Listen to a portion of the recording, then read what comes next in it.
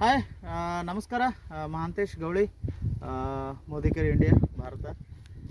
So ಕಳೆದ ಒಂದು 6 month 8 month 9 ಮಂತ್ನೂ ಹೊಲಕ್ಕೆ ಬರೋಂಗಿಲ್ಲ.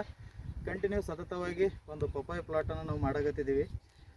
ಇದು 2ರಿಂದ 3ನೇ ವಿಡಿಯೋ ಇರ್ಬೋದು. ಇದು ಮೇ ಬಿ ಅವ್ರದ್ದು ಪ್ಲಾಟ್ ಸ್ಟಾರ್ಟ್ ಮಾಡೋದನ್ನ ಹಿಡಿದು ಕಂಪ್ಲೀಟ್ ಈ ಪ್ಲಾಟ್ ನನ್ನ ಕೈ ಮೇಲೆ ಆಗಿದ್ದದ. ರೈತರ ಜೊತೆ ಮಾತಾಡೋಕ್ಕೆ ನಾನು ಬಂದಿದ್ದೀನಿ. ಸಾಕಷ್ಟು ನಮ್ಮ ಉತ್ತರ ಕರ್ನಾಟಕ ಗುಲ್ಬರ್ಗ ಭಾಗದಾಗ ಸತತ ಒಂದು ತಿಂಗಳು, ಒಂದೂವರೆ 2 ತಿಂಗಳು ಸತತ ಮಳೆ ಇತ್ತು. ಆದರೂ ಕೂಡ ಇವತ್ತಿನ ದಿನ ಆ ಪ್ಲಾಟಿಗೆ ಏನಾಗ್ಯದ ಅಂತ ಹೇಳಿ ನಾವು ನೋಡೋಕೆ ಬಂದೀವಿ. ಸೊ ಆ ಪ್ಲಾಟ್ ಜೊತೆ ರೈತರು ಅದರ. ಸೊ ನೋಡೋಣ ಬರ್ರಿ. ಹಿಂಗೆ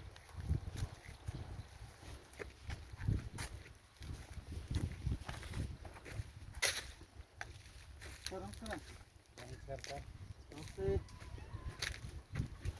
ಸೊ ಇದು ನಾವು ಮಾಡಿರುವಂಥ plot. So complete video shoot ಮಾಡಿ ತೋರಿಸ್ರಿ. ಎಲ್ಲ ಕಡೆ ಕೆಳಗಡೆಯಿಂದ ಈ ಪ್ಲಾಟ್ಗಳು ಕಂಪ್ಲೀಟ್ ಗೊತ್ತಾಗಲಿ.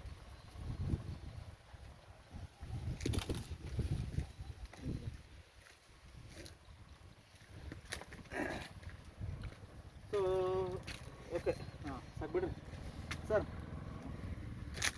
ಭಾಳ ದಿನ ಆಯಿತು ನಿಮ್ಮ ಭೇಟಿ. ಈ ಸೈಡ್ ಬನ್ನಿರಿ ನೀವು, ಈ ಸೈಡ್ ಬರ್ರಿ. ಓಕೆ. ಸೊ ಇವ್ರ ಜೊತೆ ನಾನು ಮಾತಾಡೋಕ್ಕೆ ಇಷ್ಟಪಡ್ತೀನಿ. ಸರ್ ನಮಸ್ಕಾರ. ಇವ್ರದ್ದೊಂದು ಆಲ್ರೆಡಿ ವಿಡಿಯೋ ಆಗಿತ್ತು. ಸೊ ಸ್ಟೇಟ್ ಲೆವೆಲಲ್ಲಿ ತಮ್ಮದೇ ಆದಂಥ ಹೆಸರನ್ನು ಮೂಡಿಸಿದ್ರು. ಸೊ ಸಾಕಷ್ಟು ಸರ್ತಿ ಪ್ರಾಬ್ಲಮ್ ಆಗಿರ್ತಿತ್ತು. ಸೊ ಈ ಪ್ಲಾಟಿಗೆ ನಾವು ಮಾಡಿದಾಗ ನೀರಿನ ಸಮಸ್ಯೆ ಕಂಪ್ಲೀಟ್ ಆಗಿತ್ತು. ನೀರೇ ಇದ್ದಿದ್ದಿಲ್ಲ, ನೀರು ಹೊಳತಿದ್ದಿಲ್ಲ. ಬಟ್ ಇವತ್ತಿನ ದಿನ ಇಷ್ಟು ಮಳೆ ಬಂದ್ರೂ ಕೂಡ ಸದೃಢವಾಗಿ ನಿಂತಿದ್ದು ದೊಡ್ಡದು. ಹೊಲ ಹಿಡ್ಕೊಂಡ್ರೂ ಪರವಾಗಿಲ್ಲ, ಮಳೆ ಬಂದರೂ ಗಿಡಗಳು ಉಳ್ಳಿ ಬಿದ್ದಿಲ್ಲ.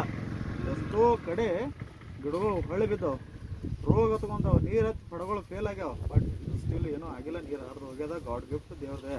ಸೊ ಅದನ್ನು ನಾನು ಈ ರೈತರ ಜೊತೆ ಡಿಸ್ಕಷನ್ ಮಾಡೋಕೆ ಬಂದಿದ್ದೀನಿ. ಸರ್ ಹೆಂಗೆ ಅನ್ಸ್ಲಾಗತ್ತದ ಅಟ್ ಪ್ರೆಸೆಂಟ್ ಸಿಚುವೇಶನ್ ಪ್ಲಾಟ್ ಹೆಂಗದ?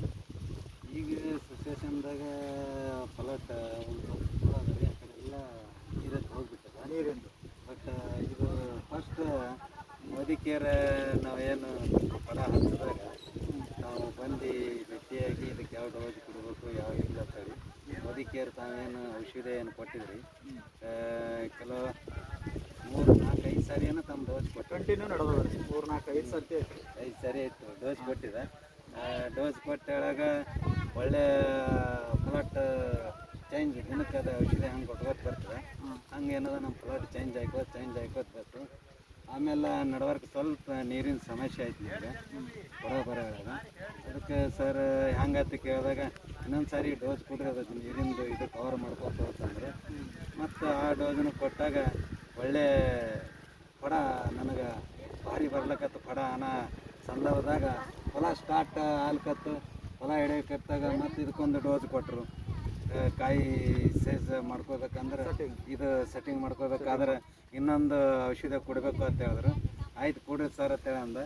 ಮತ್ತು ಅಮೌಂಟ್ನು ಸ್ವಲ್ಪ ಲೇಟ್ ಮಾಡಿ ಕೊಟ್ಟು ಸರ್ಗೆ ಕೊಟ್ಟರು. ಅದಕ್ಕೇನು ಬ್ರೇಚಾರ್ ಮಾಡ್ಕೊಳ್ಳಿಲ್ಲ, ಇಲ್ಲಿ ತಗೋ ಆಮೇಲೆ ಕೊಡಕತ್ತೀರಿ ಸೈಡ್ ಮೇಲೆ ಅದ ಅಂತಂದ್ರೆ ಅದು ಕೊಟ್ಟಾಗ ಸೈಜ್ ಬಂತು, ಪಡನೂ ಒಳ್ಳೆ ಇದು ಬಂತು.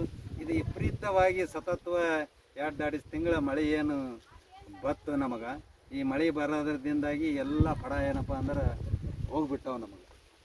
ನಾವು ಎಷ್ಟು ಇದರಲ್ಲಿ ಲಾಭ ತೆಗಿಬೇಕನ್ನೋ ಆಸೆ ನಿರಾಶೆ ಇಟ್ಕೊಂಡು ನಾವು ಆಸೆ ಇಟ್ಕೊಂಡು ಕೂತಿದ್ದೆವು. ಅದು ಪೂರ ಏನಂತ ನಮಗೆ ನಿರಾಶೆ ಆಗಿಬಿಡ್ತು. ಯಾಕಂದರೆ ಈಗೇನು ಕಾಣ್ತಿದ್ರು ಇಷ್ಟೇ ಫಲ ಅಂತ ಅನ್ನಿಸ್ತು ನನಗೆ. ಇದ್ರ ಮೇಲೆ ಈಗ ಎಷ್ಟು ನಮಗೆ ಲಾಭ ಲಾಸು ಅಂಥೇಳಿ ತಿಳಿಬೇಕಾದ್ರೆ ಕನಿಷ್ಠ ಆಗಿಲ್ಲ ಅಂದ್ರೆ ಒಂದು 50-60 ಸಾವಿರ ರೂಪಾಯಿ ಆಗ್ಬೋದು. ಈಗಲೂ ಒಳ್ಳೆಯ ಪಡ ನನಗೆ ಮಳೆ ಅಷ್ಟಕ್ಕಷ್ಟೇ ಮಳೆ ಆಗಿತ್ತು ಅಂತೇಳಂದ್ರೆ ಕನಿಷ್ಠ ಈ ವರ್ಷ ನಾನು ಬೆಳೆದಿಲ್ಲ ಅಂತೇಳಂದ್ರೂ ಈ ಪಪ್ಪಾಯಿದಾಗ ಒಂದು 10-15 ಲಕ್ಷ ರೂಪಾಯಿ ನಂದೊಂದು ಟಾರ್ಗೆಟ್ ಇತ್ತು, ಇಷ್ಟು ಉತ್ಪಾದನೆ ಆಗ್ತದೆ ನನಗೆ ಅಂತೇಳಿ. ಆದರೂ ಕೂಡ ಮೋದಿ ಕೇರಿಗೆ ನಾವು ಧನ್ಯವಾದ ಹೇಳಬೇಕಾಗ್ತದೆ.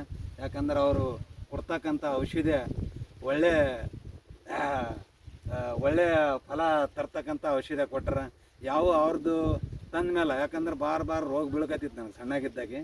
ಆಮೇಲೆ ಹಿಂಗೆ ಬೀಳ್ಕತ್ತ ಸರ್ ಅಂತೇಳಿ ಅಂದಾಗ ಇಲ್ಲ ಇದು ಔಷಧ ಕೊಟ್ಟು ನೋಡ್ರಿ ಒಂದು ಸಾರಿ ಅಧ್ಯಕ್ಷರೇ, ನಾನು ಮಾತು ಕೇಳ್ರಿ ನೋಡಮ್ಮ ಅದಕ್ಕೆ ಅಂತಂದರು. ಮತ್ತು ಕೊಡ್ರಿ ಅಂತೇಳಿ ಶಿನ್ಕೆ ಕೊಟ್ಟಾಗ ಅದು ರೋಗ ಕಂಪ್ಲೀಟ್ ರೋಗ ಹೋಗಿಬಿಟ್ಟಿತ್ತು, ಯಾವ ರೋಗ ಇದ್ದಿದ್ದಿಲ್ಲ. ಇಲ್ಲಿ ಹೋಗ್ತಾ ಬರ್ತಾ ರೋಡಿಗೆ ಎಲ್ಲರೂ ಹತ್ತಿರ ಏನು ಪಡ ಬರ್ಲಕತ್ತ ಏನು ಪಡ. ಕೆಲವು ಜನರು ಏನಂದಿರು, ಅಲ್ಲೇನ್ರಿ ಸುಂಕುಡಿಗೆ ಬೆಳೀತದೆ, ಅಲ್ಲೇನು ಪಡ ತರ್ತಾರೆ, ಸುಮ್ಮನೆ ಏನೋ ಒಂದು ಸ್ಕೀಮ್ ಇದ್ದಿರಬೇಕು, ಆ ಒಂದು ಸ್ಕೀಮಿಂದ ಆಶೆ ಇಟ್ಕೊಂಡು ಏನದ ಮಾಡ್ಯಾನ ಆ ಪಡ ಆಗಲತ್ತಿರು. ಇವತ್ತು ಇಡೀ ಗುಲ್ಬರ್ಗ ಜಿಲ್ಲೆದಲ್ಲಿ ವಿಪರೀತವಾದ ಮಳೆ ಇದ್ದರೂ ಕೂಡ ನನ್ನ ಪಡ ಏನಪ್ಪ ಅಂದ್ರೆ ಫಲ ಮಾಡ್ಕೊಂಡದ, ಅಷ್ಟೊಂದು ರಿಸ್ಕ್ ಆಗಿಲ್ಲ ಇದಕ್ಕೆ. ಆಮೇಲೆ ಇನ್ನು ಮುಂದೆ ಒಂದು 3 ಎಕರೆ ಪಪ್ಪಾಯನೇ ಮಾಡ್ಬೇಕಂತ ಆಸೆ ಇಟ್ಕೊಂಡಿನಿ. ಅದು ಮತ್ತು ಮೋದಿ ಕೇರ್ ಒಳ್ಳೆ ಸನೇ ಬೆಳೆಸ್ಕೊಂಡಾರ. ಮತ್ತು ಅದಕ್ಕಾದಂಥ ಔಷಧಿ ಈ ಟೈಮಿಗೆ ಯಾವಾಗ ಕೊಡಬೇಕು ಅನ್ನೋದು ಸ್ವತಃ ತೋಟಕ್ಕೆ ತಂದು ಕೊಟ್ಟು ಅದಕ್ಕೆ ಎಷ್ಟು ಬಿಡಬೇಕು ಎಷ್ಟು ಇಲ್ಲ ಅಂಥೇಳಿ ಸ್ವತಃ ನಿಂತು ಹೇಳಿರ್ತಾರೆ. ಅದಕ್ಕೆ ಮತ್ತೊಮ್ಮೆ ಮೋದಿ ಕೇರಿಗೆ ನಾ ಧನ್ಯವಾದನ ಹೇಳ್ತೀನಿ sir. Thank you sir, thank you. And total expensive ಎಷ್ಟು ಬತ್ತು ರೀ, ಖರ್ಚು ಎಷ್ಟು ಬತ್ತು ಸುಮ್ಮನೆ?